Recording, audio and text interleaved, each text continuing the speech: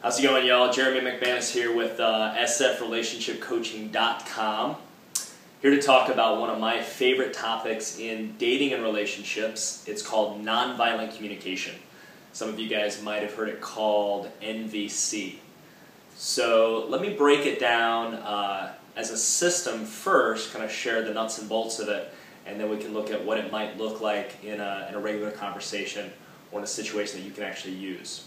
So just to give you a little bit of background, NVC, the purpose of it is to help resolve conflict. So to help you address, some feelings, frustration, anger, something you're experiencing when things don't go well, or when you've got that conversation you've been dreading to have with somebody, and so maybe instead of having the conversation, you end up texting them, and then it just ends up being a big mess. So NVC, the 4 steps of NVC, to start with, step number 1 is to define the problem. Step number 2 is to say, I feel, and then to put a feeling after that. Sometimes what we want to say there is, I feel like you're a jerk. And that, as you probably guessed, is not very effective. Step number 3 is to propose something that would work better. So you would say, I need, and then you put in a proposal there, an alternative.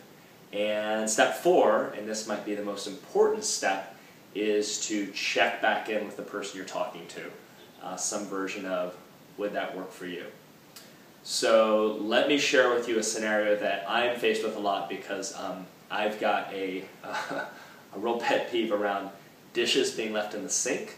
So I often find myself in this challenge or struggle with a partner, roommates, family members, etc. Alright, so here's how it would go down. Step 1 would be for me to define the problem. So I would say, hey, I've noticed that dishes are getting left in the sink. And then I would say, I feel, and again, it's important for me to put a feeling here. So in my case, I feel frustrated, annoyed.